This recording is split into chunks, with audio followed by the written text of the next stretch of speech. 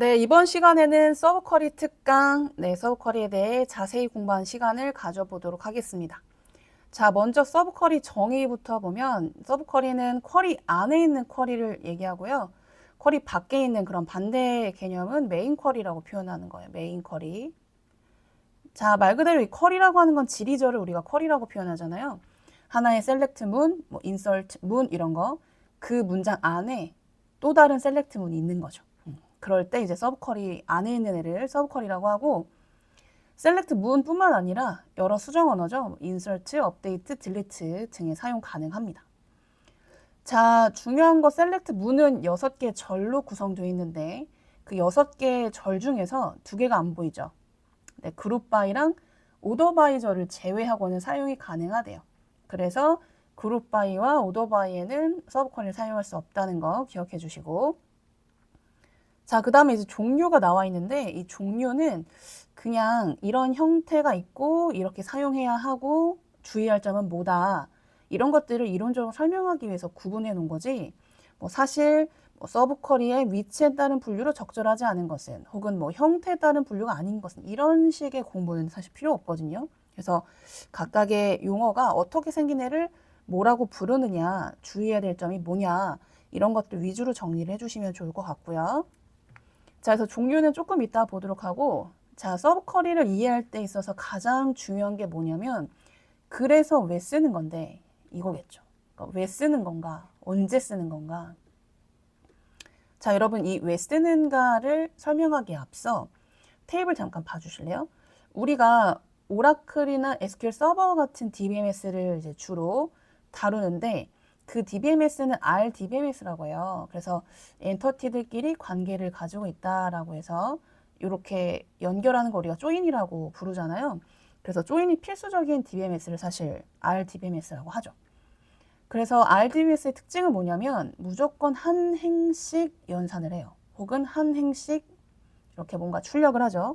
즉 프롬절의 EMP를 얻었잖아요. 그럼 한 행씩 반복하는 게 결국 이 연산의 방향이 되는 거예요. 자, 그러면 중요한 건 뭐냐면 한 행을 읽었을 때 총 지금 8개 정보를 가지고 있죠.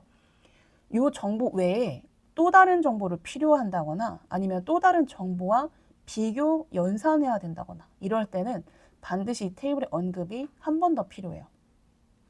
즉, 한 행을 읽었을 때 얻을 수 없는 정보를 필요로 한다면 이 한 번 더 읽히기 위해서 즉 필요한 정보가 자기 자신 테이블에 있을 수도 있고 다른 테이블에 있을 수도 있겠죠. 네, 그래서 어쨌든 다른 테이블에 있다면 그 테이블명을 써주시는 거고 같은 테이블에 있다면 그 테이블명을 한 번 더 써주는 거예요. 이렇게 한 번 더 언급을 함으로써 한 번 더 읽게끔 해서 원하는 정보를 가져오기 위한 그런 기법이 필요해요. 그런 게 이제 바로 조인이었고 그 다음에 서브쿼리거든요. 사실상 조인과 서브쿼리는 목적이 유사하죠. 한 행만 읽었을 때 얻을 수 없는 정보를 추가적으로 가져오기 위해서. 자, 그러면 어쩔 때는 조인이 유리하고 어쩔 때는 서브쿼리가 유리해요. 둘 중에 하나로만 표현이 가능할 수도 있지만 그래서 이런 것들이 이제 나중에 성능 같은 것도 공부하면은 언제는 조인이 유리하다, 언제는 서브쿼리가 유리하다 이런 걸 배우실 수 있겠지만 지금은 서브쿼리를 어떻게 사용하느냐에 집중을 하실 필요가 있겠죠. 자, 예를 들어서 제가 설명드리겠습니다. 스미스 정보가 이렇게 나와 있어요. 스미스의 급여는 800입니다. 근데 전체 직원의 평균 급여를 안 다음에 그래서 그 평균 급여보다 높은 급여를 받는 직원이 누구지? 라는 궁금증이 생길 수 있죠. 그러면 각 행마다 true, false를 결정해야 되거든요. 그래서 where저를 쓴다면 각 행마다 true면 남는 거고 false면 생략되는 거잖아요.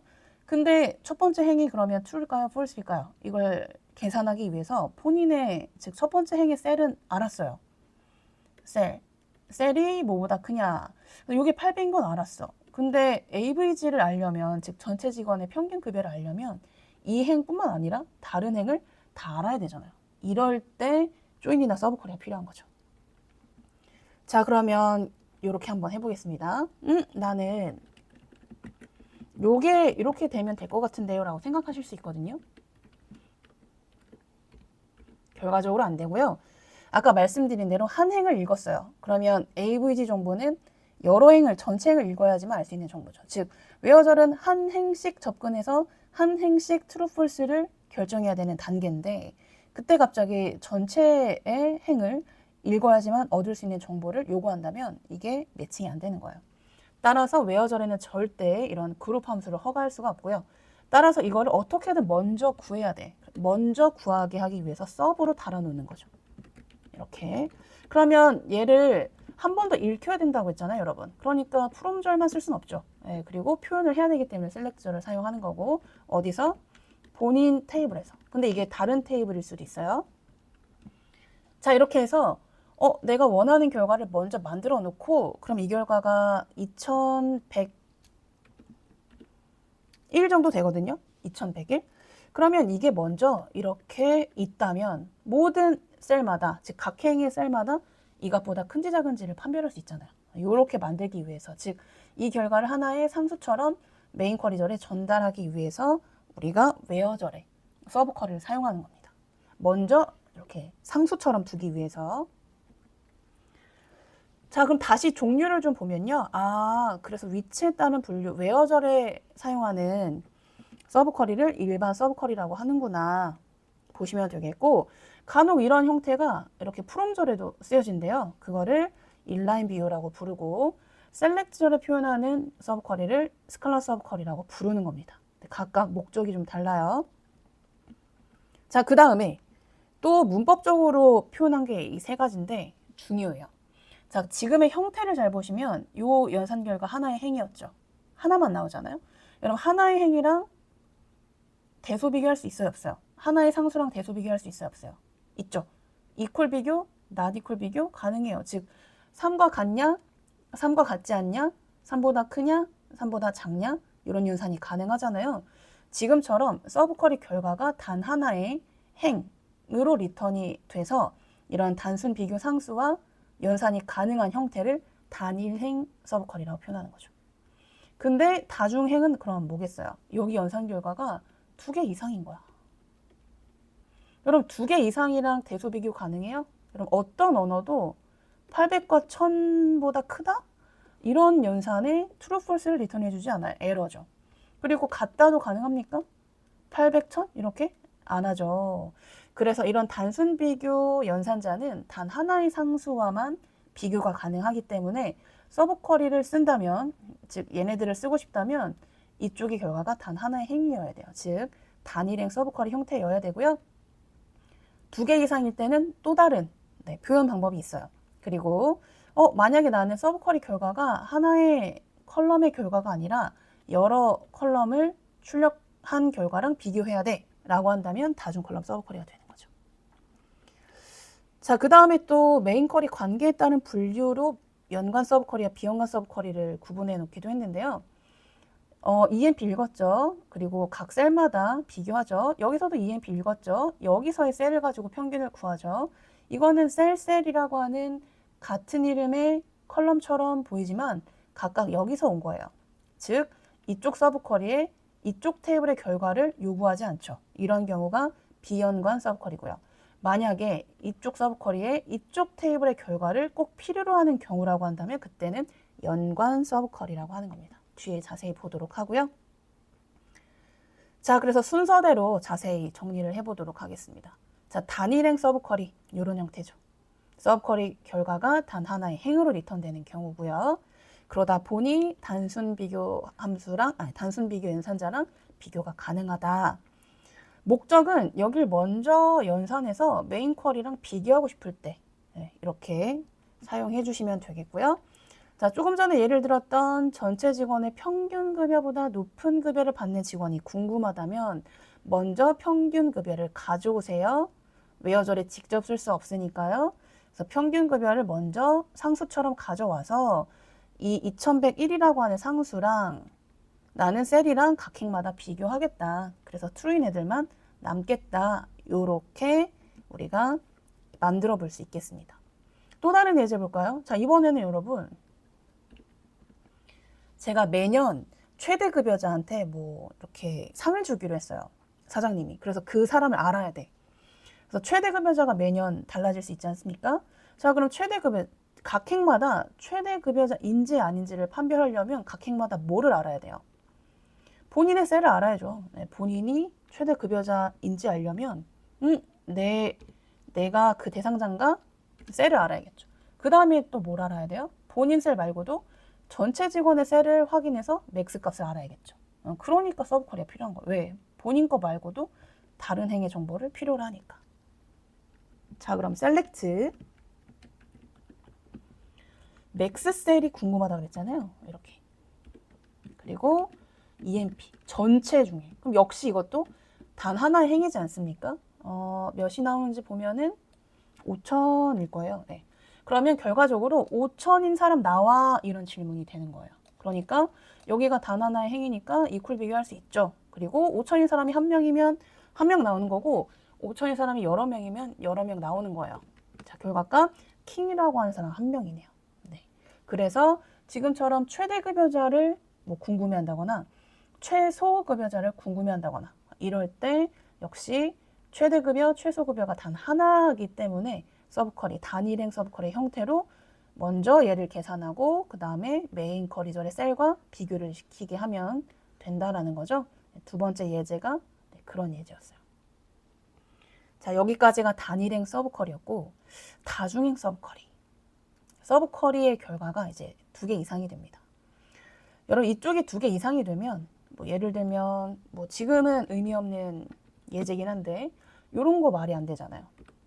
그러면 에러가 뭐가 뜨냐면 단일행 함의지리에 2개 이상의 행이 리턴되었습니다 라고 뜨거든요. 뭐냐면 이퀄 연산자를 쓴다는 것은 이쪽이 단 한 개의 상수로 리턴이 됐으면 좋겠다는 거거든요. 단 하나랑 비교를 해야 되니까. 근데 아시다시피 이게 총 14건이거든요. 그럼 14건과 같다라는 표현은 절대 허가될 수 없어요. 지금처럼 서브쿼리 결과가 여러 개 행이다라고 한다면 이런 단순 비교 연산자는 사용이 불가능하죠. 즉 여러 개보다 크다, 여러 개보다 작다, 여러 개와 일치한다, 여러 개와 일치하지 않는다 이런 표현은 불가하다는 거예요. 자, 그럼 어떻게 해야 되느냐? 이런 연산자를 쓰려면 이쪽을 단일행 서브쿼리 형태로 만들면 되죠. 그러니까 단 하나의 행만 리턴이 되도록. 아니면 여러 개와 일치하냐라는 질문은 사실 인연산자로 가능하잖아요. 그러니까 예를 들면 우리 예전에 배울 때도 이 네임이 스미스 또는 알렌이다. 그럼 인연산자 써가지고 스미스, 알렌 이렇게 묶어서 전달하지 않습니까? 그럼 이들과 같은이란 표현이잖아요. 그렇죠? 그렇기 때문에 이퀄 대신에 이쪽이 여러 개다라고 한다면 인연산자로 대체해 주시고 대소비교의 여러 개 값과 대소비교를 하기 위해서는 역시 any와 all 등의 다중행 서브쿼리 연산자를 사용하도록 바꿔주시면 됩니다. 자, 그럼 이는 알고 있으실 거고 all과 any가 그러면 이렇게 사용되는 건데 서브쿼리 앞에 all과 any가 붙게 되고요. all과 any는 대소비교와 같이 사용되는 그런 연산자예요. 근데 이게 좀 개념이 살짝 어려워서 설명을 좀 드리면 자, all과 any는 일단 결론적으로 큰지 작은지에 따라 이들 중 뭐랑 비교할지가 달라져요. 무슨 얘기냐면 자, 여기에 크다가 나왔죠. 그리고 크다와 all이 붙으면 예를 들면 이렇게 한번 해볼게요. all 10, 20. 그러면 10보다도 크고 20보다도 크다는 얘기예요. all이니까. 그러면 여러분 10보다도 크고 20보다도 커. 그럼 누굴 말하는 거죠? 둘 다 커야 돼. all이니까. 그러면 이쪽이죠. 그래서 결과적으로 이렇게 들어가면 이 집합 중에 최대값이 리턴이 되면서 최대값보다 크다라는 조건이 완성이 돼요. 그러니까 이들 서브쿼리 결과 여러 개니까 여러 개 중에 하나를 선택하겠다는 거예요. 자, 근데 작다와 all이 결합되면 반대가 돼요. 즉 10보다도 작아야 되고 그다음에 20보다도 작아야 돼. 그러면 결국 둘 다 만족하는 거는 여기잖아요. 그러니까 10보다 작다라는 조건이 성립이 됩니다. 즉 all과 작다가 결합되면 서브쿼리 결과 중 작은 것들, 최소값이죠. 작은 것들 중에 가장 작은 값보다 작다라는 표현을 이렇게 나타나게 되죠. 자, any는 반대로 이들 중 하나가 만족되면 된다 뭐 이런 표현이잖아요. 그래서 완전히 올과 반대되는 개념이에요. 그러니까 크다와 올이 이들 중 최대가 리턴이 됐다면 크다와 n이는 최소, 작다와 올이 최소가 리턴이 됐다면 작다와 n이는 최대. 자, 의미적으로 한번 다가가 볼게요. 크다와 n이 이들보다 크기만 하면 돼. 그러니까 10보다 커도 되고 20보다 커도 된다라는 얘기거든요. 10보다 커도 되고 20보다 커도 된다는 얘기는 결과적으로 꼭 둘 다 만족할 필요는 없으니까 러프하게 이런 범위가 되는 거죠. 그래서 10보다, 즉 이들 중 최소값보다 크다가 되는 거고요. 반대로 n이가 작다와 결합하게 되면 10보다 작아도 되고 20보다 작아도 돼요. 그러면 10보다 작아도 되고 20보다 작아도 되면은 역시 모두를 만족하는 거는 20보다 작아도 되는 거잖아요. 자, 그러면 그러니까 모두를 아우르는, 그러면 20보다 작아도 된다라는 이들 중 최대가 리턴이 된다는 거죠. 그래서 무슨 얘기냐면 어쨌든 여기 결과가 여러 개야. 근데 예를 들면 제가 이렇게 하고 싶어요. 이렇게. 그럼 도대체 이 셀들 중에 어떤 값보다 큰지 궁금하잖아요. 그래야 이 크다라는 조건을 쓸 수 있으니까 나는 이들 중에 최대였으면 좋겠어. 그럼 5를 쓰는 거고, 아니 이들 중에 최소보다 큰 이라는 표현을 쓰고 싶어. 그러면 any를 쓰겠다는 얘기인 거예요. 이해되시죠? 그래서 다중행 서브쿼리에 사용하는 연산자들은 주로 이런 것들이 있다. 자, 이어서 문제 보겠습니다. 카 테이블이랑 카 렌탈 히스토리라고 하는 차량과 관련된 테이블이 있어요. 근데 이제 카 테이블은 카 아이디 유니크하게 부여를 하고 제조사랑 차량 모델, 그다음에 차량 연식, 그다음에 렌트카 회사여가지고 1단위 그 렌트 요금, 그다음에 이제 차량 타입, 뭐 세단이냐, 뭐 SUV냐, 뭐 럭셔리냐, 뭐 전기차냐, 뭐 이런 건데, 근데 이 차는 차에 대한 정보는 여기 있는 거고 차에 대한 그 렌트 히스토리는 여기 있는 거거든요. 그러니까 언제 어떤 차를 누가 렌트해 갔냐, 뭐 이런 내용인데 여기에서 이제 누가에 대한 정보는 뺐어요. 그냥 렌트를 할 때마다 부여되는 렌트 아이디, 그 다음에 차 이름 대신에 차 아이디를 이렇게 넣는 거죠. 이렇게 연결될 수가 있겠고, 언제 빌렸고 언제 반납했느냐, 뭐 이런 정보인데, 문제를 봐볼게요. 7월에 판매된 차량에 뭐 7월에 판매된 렌트겠죠? 렌트된 7월에 렌트된 모든 차량, 그러니까 렌트가 한 대만 렌트가 되지 않았을 수도 있잖아요. 그래서 모든 차량의 모델명, 차량 연식, 요금. 근데 이 컬럼은 여기 다 있죠. 근데 뭐가 없어요? 이 문장을 완성시키기 위해 어떤 정보가 없어요? 렌트된 날짜가 없잖아요.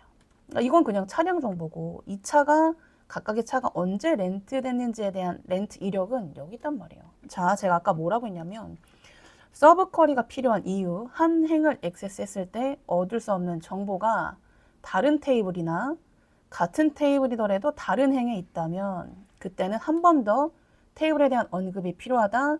그 기법 중 하나가 서브 쿼리다. 자, 그러면 저는 뭐가 궁금한 거냐면 이거 혹시 7월에 구매가 됐습니까? 그럼 결과적으로 보니까 7월에 구매됐는지 여부는 이 스타트 데이트를 보면 알 수 있어요. 7월에 구매가 됐구나. 들어볼게요. 자, 그러면 7월에 구매된 이력이 이렇게 조회되고 있거든요. 그죠? 그러면 카 아이디가 여기 나와 있지 않습니까? 결과적으로 698번의 차량을 출력하세요라는 얘기예요. 근데 이 698을 우리가 알았죠. 그러니까 7월이라고 하는 정보를 통해서 698을 알았다면 이 698을 여기다 던져야죠. 그래야 이 세 건이 나오겠죠. 자, 이런 식의 이제 양쪽에 각각의 원하는 정보가 분리돼 있죠. 근데 어쨌든 여기 있는 정보를 최대한 활용해야 되잖아요.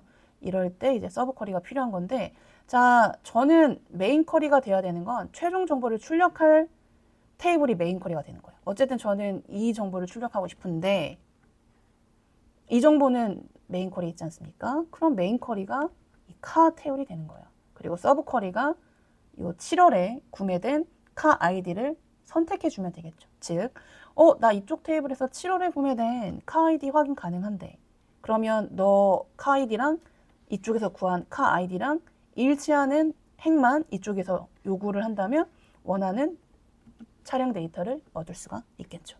자, 그걸 문법적으로 표현을 하자면, 자, 여러분, 익스트랙트, 자, 이렇게 들어가는 겁니다. 순서상 메인 쿼리 먼저 읽는다고 했고요. from 읽어서 각 행마다 읽으려고 준비를 할 거예요. 보여드릴게요. 자, 그러면 얘가 먼저 오겠죠. 첫 번째 행부터 나 대상이야 라고 물을 거예요. 자, 첫 번째 행의 카 아이디 뭡니까? from 다음에 where를 먼저 읽고 select를 먼저 읽죠. 네, 그렇게 카 아이디가 1이죠. 네, 카 아이디는 1이고요. 서브 쿼리 넘어가요. 서브 쿼리도 순서 똑같아요. from 먼저 읽고, 즉 렌탈 히스토리 읽은 다음에요. 렌탈 히스토리를 다시 읽고, 자, 그래 놓고 웨어절로 가죠. 거기서 혹시 스타트 데이트, 여러분 익스트랙트는 요 날짜 컬럼이라고 하면 먼스를 뽑아주는, 그러니까 날짜 추출 함수예요. 그래서 월을 뽑은 다음에 7이냐라고 물어본 거예요. 그러니까 대답, 아까 전에 7월이라고 하는 렌탈 이력이 698이었잖아요. 즉 1번행 가지고 너 698이니? 라는 질문을 하는 거죠. 근데 아시다시피 698과 일치하냐 라는 질문은 사실 이퀄 연산자로 할 수가 없어요. 그쵸? 여기다 698이 나오잖아요. 689가 나오잖아요. 카 아이디가 여러 개잖아요. 이럴 경우를 우리가 다중행 서브쿼리라고 하는 거고, 이들 중 하나라도 있으면 출력해 나오란 얘기니까 인이 돼야죠. 왜냐면 여러 개와 일치하는 조건은 이퀄이 아니라 인연산자로 비교한 것이다 라고 얘기를 했었죠. 그래서 698 중에 하나를 카 테이블에서 출력해서 얘네들을 리턴해라, 이런 얘기가 되는 거예요. 그래서 지금처럼 여기가 어쨌든 추가 연산이 다른 테이블에, 추가 비교할 대상이 다른 테이블에 있어서 서브쿼리를 썼는데 그 서브쿼리 결과가 여러 개 행이야. 그러면 그것과 일치하는 표현을 쓰고 싶다면 이퀄이 아니라 in을 쓰면 된다는 얘기인 거죠. 자, 이제 비슷한 두 번째 문제 볼 건데, 전기 차량 렌트 요금보다 비싼 차량이 있는지가 궁금한가 봐요. 근데 그 차량을 찾아서 모델명, 그 다음에 차량 타입, 연식, 렌트 요금은 여기에 있어요. 그러니까 여기에 필요한 정보가 다 있는데 필터링만 하면 돼요. 근데 필터링을 하기 위해서 뭘 알아야 되냐면 이 전기 차량 렌트 요금을 알아야 돼요. 그래서 전기 차량 렌트 요금보다 비싼 렌트 요금을 갖는 차가 누구냐, 어떤 차냐, 이런 건데, 자, 그러면은 전기 차량에 대한 렌트 요금에 대한 정보는 사실 카에 있거든요. 여기 보시면, 그죠? 근데 우리가 한 행을 액세스했을 때, 자, 1번 행이 남을지 말지를 결정을 해야 되는데, 한 행의 이 데일리 피는 알 수 있어도 전기 차량의 렌트 요금은 알 수 없어요. 그렇죠? 그러니까 각 행마다 이 요금이 얘네들 요금보다 큰지를 비교해야 되는데 다른 행과 비교를 하는 거잖아요. 각 행마다. 그러니까 이럴 때 서브쿼리가 필요한 거죠. 그래서 나는 보시면은 요금을 비교하고 싶은데 이 요금이 먼저 결정이 돼야 돼요. 뭘로? 얘네 둘의 요금으로. 근데 얘네 둘의 요금이 지금 두 개 행이 나오지 않습니까? 그러니까 여기도 마찬가지 서브쿼리 결과가 두 개가 될 것 같아요. 이럴 때는 대소를 비교할 수 있다, 없다? 없다. 제가 한번 해볼게요. 나는 이 요금보다 비싼 애들이 궁금해요. 해가지고 카 타입이 뭐 요렇게, 럭셔리가 아니라 일렉트릭이었군요. 네, 요렇게. 근데 요 대상이 결국 두 개지 않습니까? 이렇게. 자, 그러면 이 둘 중에 하나보다 크다라는 조건은 가능하지만 둘 다 크다라는 표현은 불가능해요. 그래서 이런 에러가 뜨는 거예요. 단일행 하위질이 두 개 이상의 행이 리턴됐다는 얘기는 말 그대로 대소 비교는 단 하나의 상수랑 비교해야 되는데 왜 너 결과가 두 개니? 라는 얘기예요. 에러 자체가. 자, 그러면 여기 결과를 하나로 만들어 주거나 아니면 앞서 배운 이들 중에 하나를 선택해 주는 올과 n이라고 하는 그런 연산자와 같이 비교가 돼야 된다는 거죠. 그래서 다시 한번 도대체 누구보다 어떤 차보다 비싼 차를 원하는 거냐라고 좀 이렇게 물어봤더니 얘네들보다 다 비싸면 돼요 라는 만약에 표현을 했다 그러면 결과적으로 이 요금보다 둘 다 비싼이란 얘기잖아요. 이 요금보다 둘 다 비싸다는 얘기는 결과적으로 95,000원보다 비싸다, 즉 최대값보다 비싸다라는 얘기니까 이쪽을 아예 최대로 만들어 버리시거나 이렇게 나와요. 그럼 럭셔리 세단이 얘네들보다 비싸구나 라고 알 수 있죠. 아니면 이쪽 쿼리를 바꾸고 싶지 않다면 이 여러 개의 데이터와 이 대소 비교를 같이 할 수 없다고 했으니까 이들 중 최대를 리턴해주는 올 연산자와 함께 사용하면 되는 거죠. 그럼 결과값 동일하죠. 이런 식으로 서브쿼리 결과가 여러 개 행이 리턴되는 경우를 우리가 다중행 서브쿼리라고 하고, 때에 따라 있을 수 있어요. 지금 우리 문제처럼. 그런 경우라고 한다면 그들 중 하나와 대소 비교가 돼야 돼요. 그래서 그들 중 하나를 얻기 위해서 이쪽 서브쿼리에 뭐 민맥스 같은 애들을 써서 하나로 만들어 주거나, 아니면 올이나 애니 같은 연산자를 써서 이들 중 최대나 최소를 이렇게 만들어 주거나, 둘 중에 하나로 서브쿼리를 전달해야 에러 없이 사용할 수 있다. 이런 얘기가 되겠죠. 자, 그래서 요 문제는 이렇게 하게 되면 에러가 날 수밖에 없는 거고요. 그죠? 왜냐면 올 애니도 안 썼고 뭐 민맥스도 안 썼지 않습니까? 자, 그래서 여러 대 중 어떤 차량의 가격보다 비싼지를 그 하나를 먼저 결정해야 되는데, 그게 바로 올 연산자를 사용하거나, 그러니까 이들 중 만약에 최대를 우리가 원했다라고 한다면, 아니면은 뭐 맥스 값을 써서 최대를 직접 서브쿼리에서 구한 다음에 비교를 하시거나, 이렇게 되는 겁니다. 그래서 다중행 서브쿼리는 대소 비교를 할 수 없다. 그래서 대소 비교를 하기 위한 이런 방법들이 필요하다라고 정리해 주시면 되겠습니다. 자, 이번에는 다중 컬럼 서브쿼리 보도록 하겠습니다. 다중 컬럼 서브쿼리는 앞서 말씀드린 것처럼 서브쿼리의 셀렉트절에 표현되는 컬럼이 2개 이상인 거예요. 그래서 메인 쿼리에도 매칭되는 2개 이상의 컬럼과 이렇게 비교하고자 하는 거죠. 즉, 비교해야 될 대상이 메인 쿼리와 서브 쿼리 간에 2개 이상이 된다는 얘기고요. 반드시 메인 쿼리의 여러 컬럼을 괄호로 묶어서 비교를 해야 되는 그런 문법적 규칙을 가지고 있습니다. 자, 근데 이렇게만 얘기하면 다중 컬럼 서브 쿼리를 그래서 왜 쓰는 건데? 라고 생각하실 수 있는데, 앞서 문제들은 뭔가 필요로 하는 조건이 하나였잖아요. 근데 하다 보면은 필요한 조건이 2개, 3개일 수도 있겠죠. 그래서 그 2개, 3개를 필요로 하는데 메인 쿼리절에 또 이 2개, 3개랑 비교를 해야 돼. 근데 이 비교해야 될 대상이 또 다른 행에 있거나 아니면 다른 테이블에 똑같이 2개랑 비교해야 되는 거지. 이럴 때 이제 다중 컬럼 서브 쿼리를 쓰는 거예요. 자, 가장 좋은 예를 들어보면 최저가 찾기, 뭐 최고가 찾기 뭐 이런 거거든요. 업무하다가도 정말 많이 사용하는 타입의 쿼리 유형인데, 자, 여러분 보시면 저희 렌트 같은 거 하면은 최저가 많이 찾으시죠? 근데 저는 세단을 탈지 SUV 탈지 뭐 럭셔리 세단 탈지 아직 결정을 안 했어요. 그래서 일단은 이 차량 종류별로 최저가를 확인하고 싶은 거예요. 자, 그러면 제가 항상 첫 번째 행, 트루인지 폴스인지를 결정해야 된다 그랬죠? 너 최저가니? 라고 물어보려면 본인의, 즉 첫 번째 행의 요금 알아야 되고, 세단 중에 최저가인지를 알아야 되니까 세단인지 알아야 되잖아요. 이 2개가 비교가 돼야 돼요. 근데 아직 한 행만 읽었을 때는 얘가 세단의 최저가인지 알 수 없죠. 어떻게 해야 돼요? 나머지 2건도 또다시 조회를 해야 되죠. 그래서 이 2개를 비교를 하되 한 번 더 읽어서 이 2개와 비교를 해야 되기 때문에, 즉 얘네들 중에 최소가 비교해야 되기 때문에 그래서 서브 쿼리가 필요한 거예요. 자, 결론적으로는 2개를 동시에 비교해야 돼요. 왜냐하면 이 세단에서의 최저가가 55,000원인데 이 55,000원이라고 하는 최저가는 세단이니까 의미가 있는 거고요. 마찬가지 SUV에서는 최저가가 80,000원 2개가 나왔는데 이 80,000원이라고 하는 이 최저가는 SUV니까 의미가 있는 거지, 세단에 80,000원이 있다면 세단에 80,000원은 최저가입니까? 아니잖아요. 55,000원이 최저가였잖아요. 즉, 카 타입을 확인하고 거기에서의 최저가를 구해야 되기 때문에 카 타입에 대한 비교 없이는 정말 그 카 타입의, 즉 그 세단에 해당되는 최저가인지를 판별하기가 어렵다는 거예요. 자, 그래서 먼저 메인 쿼리에 각각의 행한테 뭘 물어봐야 되냐면 너 차량 타입 뭐야? 라고 물어봐야 되는 거고, 그 다음에 너 요금 얼만데? 라고 물어봐야 되는 거예요. 이렇게. 근데 문제는 얘네 2개를 비교한다 쳐.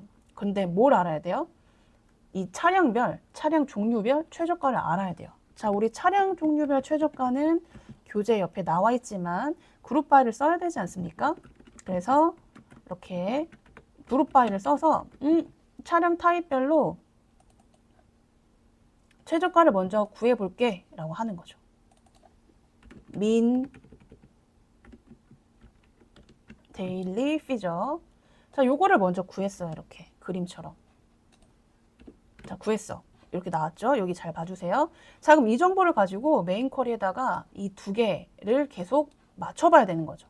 즉, 카 테이블 다시 한번 조회해 보시면 이 두 개랑 값이 완전히 같으면 걔네들이 그 차량 타입의 최저가가 되는 거예요. 자, 찾아볼까요?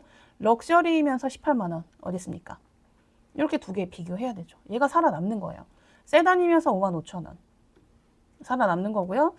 일렉트릭이면서 9만 원 여기 있네요. 9번 행. 그 다음에 SUV면서 8만 원, 네, 4번 행과 6번 행 두 개네요. 이렇게 총 5개 행이 살아남게 하려면 메인 쿼리에서 이 두 개를 동시에 얘와 비교해야 된다는 거죠.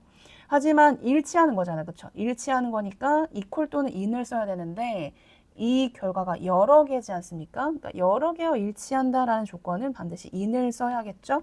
그래서 이 두 개를 합친 게 바로 밑에 있는 쿼리고요.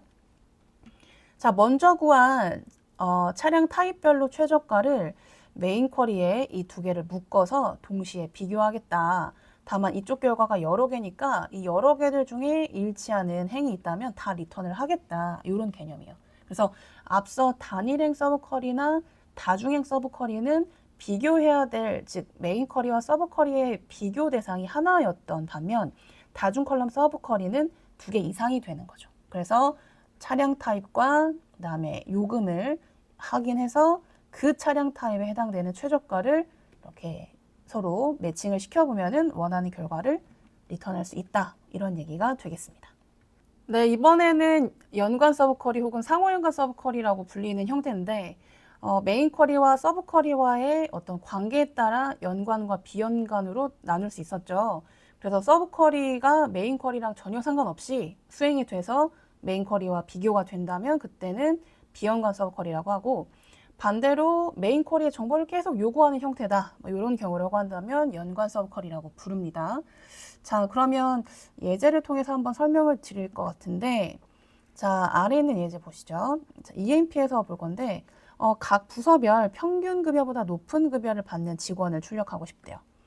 자, 근데 각 행마다 본인이 그 대상자인지를 확인하려면 먼저 본인의 급여를 확인해야 돼요. 2,850. 근데 평균 급여를 알아야 되죠. 그것도 자기가 소속한 부서를 확인하고 그 부서에 해당되는 평균 급여를 알아야 되잖아요. 그러니까 두 가지 정보가 필요한 거예요. 그렇죠? 그리고 뿐만 아니라 자기 정보 말고도 다른 행의 정보를 필요로 하기 때문에 역시 서브 쿼리가 필요한 상황이고요.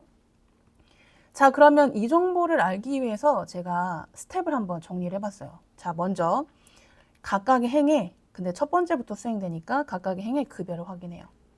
그래 놓고 본인이 소속된 부서를 알아야 되고 본인이 소속된 부서의 평균 급여를 확인을 해야 되죠. 그러면 첫 번째 행은 10번, 두 번째 행은 10번, 세 번째 행은 10번. 근데 네 번째 행부터는 또 20번이잖아요. 그러니까 각 행마다 DPTNO가 달라요. 즉 부서가 다르죠. 그래서 각 행마다 이 부서 정보를 다른 부서 정보를 서브 쿼리절에 알려줘야 그 부서에 해당되는 평균 급여를 그때그때 구해줄 수 있잖아요. 그래서 이 평균 급여보다 큰지 작은지를 판단해서 높으면 출력, 작거나 같으면 생략한 이 모든 행위를 행마다 다 반복하는 거죠.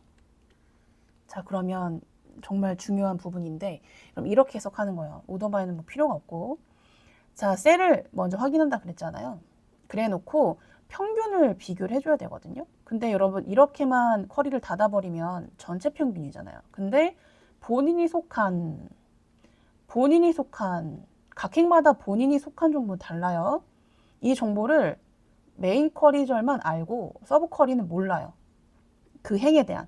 그러니까 첫 번째 행이면 10번, 다섯 번째 행이면 20번. 이렇게 각 행마다 이렇게 연산이 반복될 텐데 그 행마다 DEPTNO를 서브 쿼리절에 전달을 해줘야 서브 쿼리절에서 그 DEPTNO에 해당되는 AVG 값을 구해줄 거 아니에요.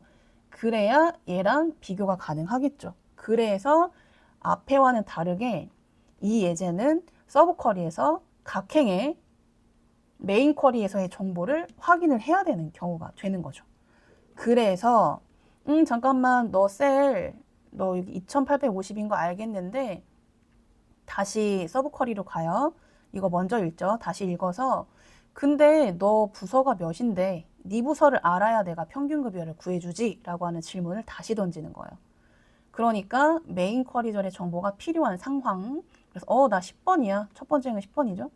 10번이야. 그러면 여기 E2에서 10번인 애들만 찾아요. 여기가 상수가 되는 거고 여기는 이제 E2에서 해당 대상자를 찾는 거겠죠. 그럼 3명이 나왔어요. 3명 중에 AVG 셀을 찾아요. 구했겠죠. 그가 보다 큰지 작은지를 결정해서 이게 대상자다 그러면 남는 거고 아니다 라고 한다면 생략되는 거예요. 이 모든 행위를 모든 행마다 반복한다는 거죠. 즉 각 행마다 가지고 있는 그 행의 소속 부서 번호를 서브 쿼리절이 가져야만 해당 부서의 AVG 즉 평균 급여를 확인할 수가 있다. 뭐 이런 얘기죠. 그래서 각 행마다 메인 쿼리의 정보를 먼저 알고 그 부서의 그 부서만의 평균 급여를 여기서 구해줘야 되는 거고 여러분 보시면 여기가 10번 예를 들면 첫 번째 행은 10번이었잖아요. 그럼 10번에 해당되는 평균 급여는 몇 개예요? 하나죠. 그러니까 대소비교를 쓸 수 있는 거예요. 마치 언뜻 보면 여러 개인 것처럼 보이지만 매번 부서 정보를 확인하고 그 부서에 해당되는 평균 급여를 아예 요약해 버리니까 얘는 단 한 건인 거죠. 한 건. 즉 단일행 서브 쿼리 형태가 되는 거죠. 물론 연간 서브 쿼리 형태이기도 하지만 그래서 이게 한 건이니까 대소 비교가 가능한 겁니다. 자, 그러면 또 비슷한 문제 풀어볼게요. 이번에는 각 차량 타입별로 평균 렌트 요금보다 저렴한 차량. 자, 그럼 아까와 같이 자, 여러분 일단 데이터를 좀 볼게요. 저희가 직접. 자, 그러면 일단 첫 번째 행이 해당 대상자인지를 확인하려면 본인이 즉 첫 번째 행의 요금 알아야 돼요. 그리고 세단의 평균 이 요금을 알아야겠죠. 그렇죠? 그래서 이 6만 원이라고 하는 이 금액이 평균 세단의 평균 금액보다 작은지를 판단을 해야 되거든요. 그래서 나는 일단 각 행의 요금을 비교해야 되잖아요. 요금을 비교해야 돼. 근데 여기가 평균 급여, 아니 평균 요금이어야 돼. AVG, 데일리 피. 근데 이렇게만 하면은 전체 평균 요금이지 않습니까? 근데 전체 평균 요금인지는 궁금하지 않아, 현재. 이게 궁금한 게 아니라 각 세단, 각 행에 대한 차량 타입을 확인하고 그 차량 타입 단 한 타입에 대한 평균 이 요금 단 하나의 상수를 얻은 다음에 그 값보다 작은지 큰지를 판별하는 거예요.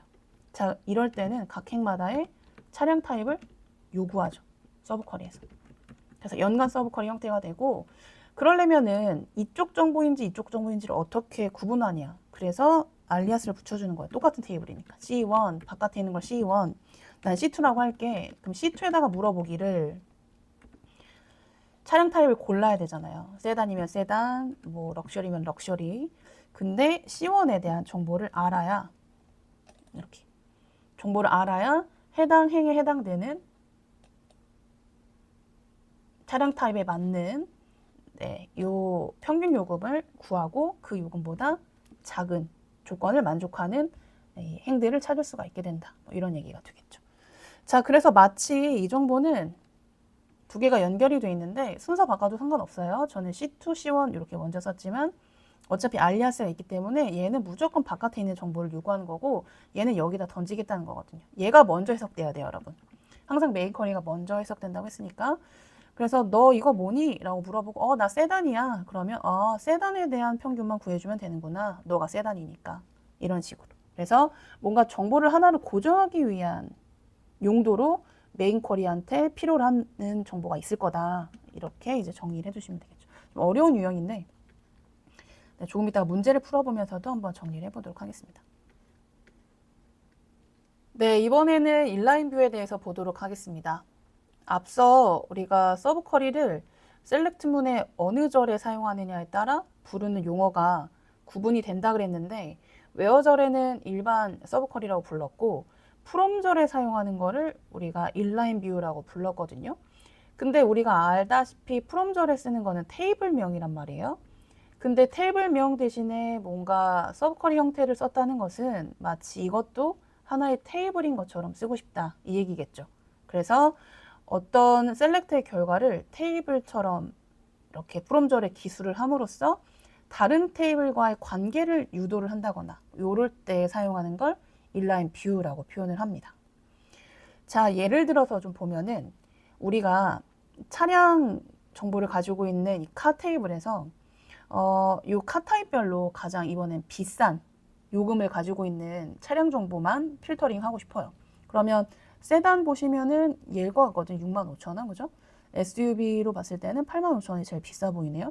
자, 이러려면 알다시피 우리가 각 행의 정보만 가지고는 최저가인지 최고가인지 알 수 없죠. 그래서 이 정보를 가지고 나머지 세단에 있는 요금을 확인을 해야만 얘가 최저인지 최고인지 알 수 있잖아요. 그러니까 다른 행과의 비교가 필요한 상황이죠. 그러니까 카에 대한 언급이 한 번 더 필요한 거예요. 근데 이왕이면 좀 정리된 정보가 있었으면 좋겠다는 거지. 즉 차량 타입별로 요금이 얼마 정도인지를 알아야, 그러니까 가장 비싼 요금이 얼마 정도인지를 알아야 얘네랑 비교를 할 거 아니에요. 자, 보세요. 우리가 그룹바이로 이 정보를 미리 알았다라고 쳐봐요. 세단은 65,000원이 최고가래 라고 한다면 바로 세단의 65,000원을 가지고 있는 행을 찾을 수가 있겠죠. 어때요? 얘가 바로 나오잖아요. 나머지들은 폴스고요. 그쵸? 마찬가지 SUV도 85,000원이라고 정보를 알고 있으니까 얘만 나오고 나머지는 폴스이지 않습니까? 자, 그러면 이렇게 생긴 원본 테이블이랑 기준이 되는 기준 테이블이랑 이 테이블을 다시 조금 가공했더니 이런 정보가 나왔어. 마치 이게 하나의 테이블이야. 그러면 이 두 개를 조인해서 원하는 행을 선택할 수가 있잖아요. 이게 바로 인라인 뷰의 사용 목적이라는 거죠.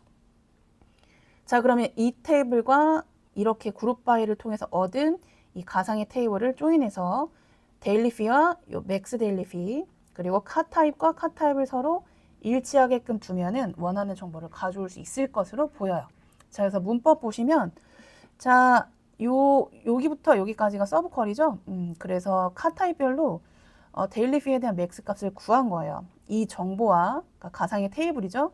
그리고 원래 테이블 있죠. 카. 이거랑 두 개를 비교해서 아까 카 타입은 카 타입대로 피는 피대로 비교해야 된다 그랬잖아요. 근데 카 타입이 동일한 이름으로 되어 있으니까 구분자가 필요해요. 근데 이렇게 인라인 뷰는 가상의 테이블이니까 테이블 이름이 없죠. 그래서 반드시 테이블 별칭이 필요해요. 제가 I라고 줬고요. 즉 카타입끼리 서로 일치하면서 내가 미리 구한 해당 카타입의 맥스 데일리 피를 이쪽 카타입과 비교하면 되죠. 다시 한번 볼게요. 자, 위에 보시면은 이쪽이 카 테이블이었고 이게 그룹 바이 결과거든요. 인라인 뷰. 자, 그러면 내가 세단이면서 65,000원인 행을 찾아야 되니까 세단의 정보를 누구랑 비교해요? 모든 행의 카 타입과 비교해야 되고 그럼 이 세 개의 행이 선택되지 않습니까? 내가 미리 구한 이 최대 가격이랑 마찬가지 이 세 개 행 중에 이것과 일치하는 라인을 찾아야 되잖아요. 그러니까 피는 피대로 비교하는 거고 다만 맥스 피랑 그다음에 카 타입은 카 타입대로 비교를 하는 거예요. 그거를 웨어절에 명시했을 뿐입니다, 여러분. 잘 보시면 카 타입은 카 타입끼리 비교하고 데일리 피랑 맥스 피라고 하는 요건 알리아스예요, 여러분. 근데 여러분 요 맥스라고 하는 함수가 여기에 전달될 수 없어요. 왜냐하면 앞서 본 적 있죠? 웨어절에는 절대 그룹 함수를 사용할 수 없거든요. 그러니까 여기다가 맥스라고 하는 함수를 그대로 쓰게 되면 맥스 해가지고 이렇게 해서 델리피 그러면 이 메인 쿼리저 입장에서는 맥스라고 하는 함수를 계산하려고 해요. 근데 우리가 이미 여기서 계산해서 얻어놨잖아요. 그쵸? 이거를 그냥 전달하면 되는 건데 여기다 맥스라고 하는 함수를 쓰게 되면 또 웨어절에서 왜 전체 집합에 축약된 집계함수 결과를 여기서 쓰려고 하는 거야? 라고 하면서 에러를 뽑는다는 거죠. 그래서 이 집계함수가 내가 미리 인라인 뷰에서 구한 이 결과를 그냥 전달하면 돼 라는 의도로 알리아스를 통해서 전달을 하는 거예요. 이거 주의하시고요. 절대 이 자리에 요 그대로 내려갈 수 없습니다. 자, 이렇게 비교를 하게 되면 어쨌든 제가 원하는 각각의 그 차량 타입별로 가장 비싼 요금을 갖고 있는 차량 정보들이 이렇게 출력이 됐어요. 자, 이번에는 비슷한 예제인데 평균 요금을 구하고 평균 요금보다 저렴한, 그럼 똑같아요. 마찬가지 그룹 바이로 맥스 대신에 평균 요금을 구한 거예요. 근데 평균 요금이 너무 지저분해져가지고 소수점이 많아서 제가 라운드를 씌웠습니다. 어쨌든 평균 요금이고 이 평균 요금도 그대로 전달될 수 없으니까 이렇게 알리아스를 통해서, 즉 평균 요금이랑 비교하는 거고, 대신 각각의 차량 요금이 평균 요금보다 저렴한 차량이 궁금한 거니까 이렇게 돼야겠죠. 그리고 차량 타입별로 평균 요금이 다르지 않습니까? 그래서 차량 타입과 차량 타입이 서로 같은지를 비교를 하는 거죠. 그러니까 이런 형태로 마치 가상의 테이블로 먼저 필요한 정보를 만들어 놓고 원래 테이블과 비교를 하면서, 즉 조인을 하면서, 조인 조건을 잘 줘야겠죠? 조인을 하면서 원하는 결과를 도출할 수 있는 이런 형태를 인라인 뷰라고 한다라고 기억해 주시면 되겠고요. 자, 여기서 또 중요한 점이 인라인 뷰를 사용하면은 이렇게 대소 비교가 가능해진다라는 점이에요. 무슨 얘기냐면 마치 하나의 테이블인 것처럼 썼죠. 그래서 각각 비교가 가능하잖아요. 그러니까 다중 컬럼 서브 쿼리는 묶어서 비교하잖아요. 묶어서 select 이렇게 묶어서. 그러니까 항상 이 두 개의 집합이 서로 같은 조건만 전달 가능했죠. 그래서 equal 혹은 in만 전달 가능했잖아요. 근데 대소 비교가 가능하다는 거죠. 각각 비교하니까. 그래서 사실상 다중 컬럼 서브 쿼리는 동등 비교만 가능한데 이거를 이렇게 인라인 뷰로 바꾸게 되면 대소 비교도 가능해진다. 이게 또 장점일 수 있겠습니다. 자, 이번에는 스칼라 서브 쿼리를 보도록 하겠습니다. 스칼라 서브 쿼리는 셀렉트절에 사용하는 서브 쿼리를 얘기했죠. 근데 우리가 셀렉트절에는 보통 컬럼을 쓰잖아요. 컬럼이나 표현식, 즉 최종 출력하고자 하는 대상을 정의하는 절인데, 근데 여기에 서브 쿼리를 썼다?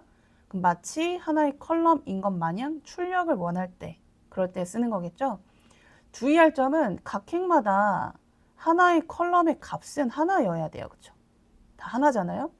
그렇기 때문에 서브 쿼리 결과가, 즉 스칼라 서브 쿼리 결과가 각 행마다 매칭되는 값이 2개 이상이다라고 한다면 절대 리턴이 될 수 없을 거예요. 그죠?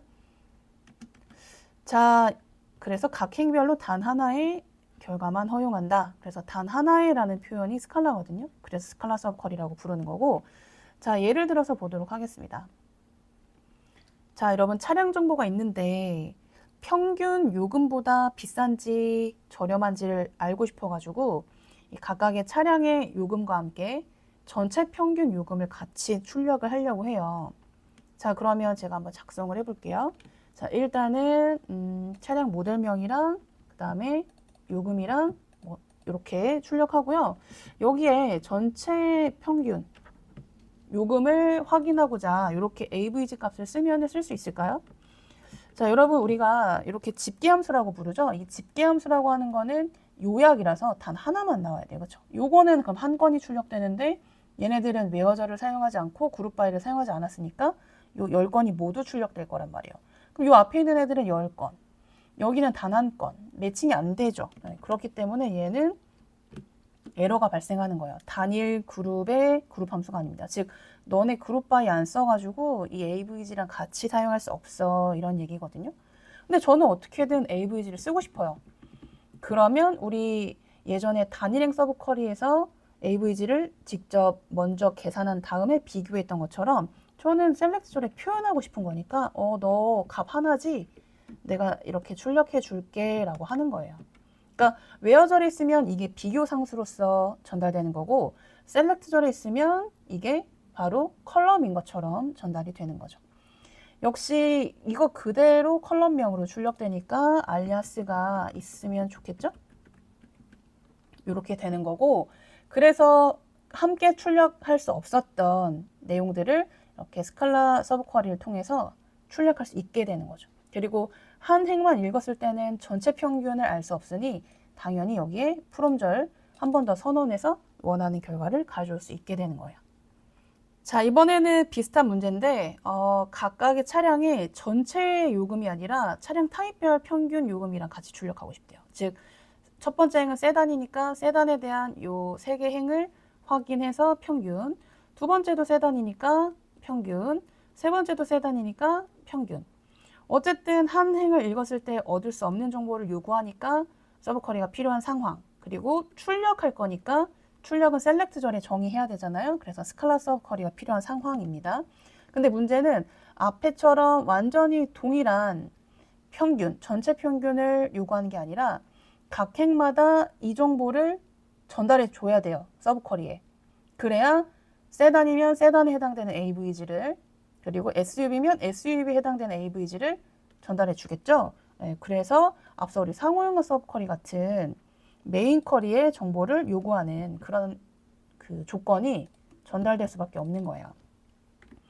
자, 그러면은 제가 여기다가 AVG를 구하고 싶은데, 근데 이렇게만 쓰게 되면 전체 요금이 들어가잖아요.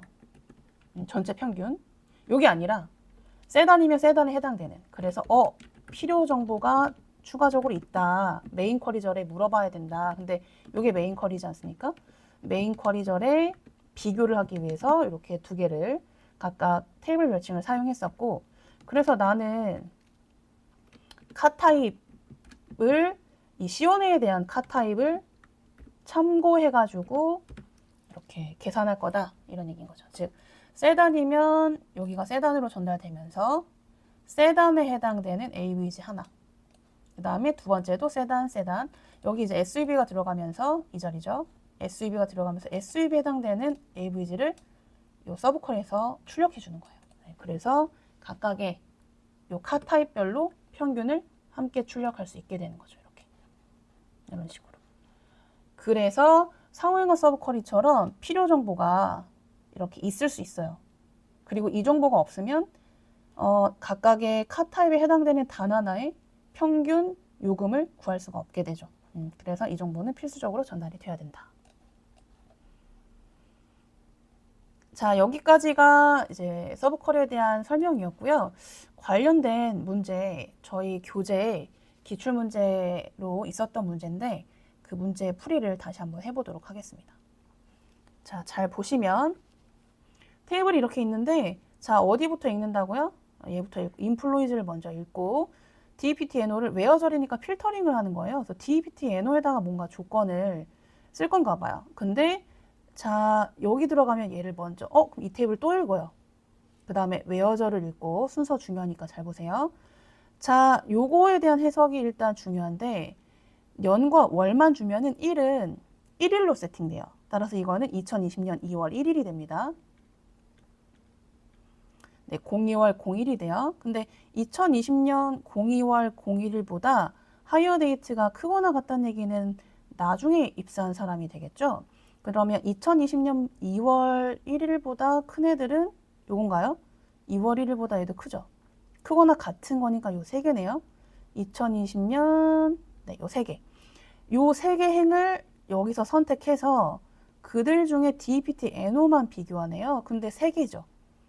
세 개보다 크다 작다 불가했었는데 5를 사용하거나 any 이런 거 사용하면 이들 중에 최대 최소를 리턴해 준다 그랬잖아요.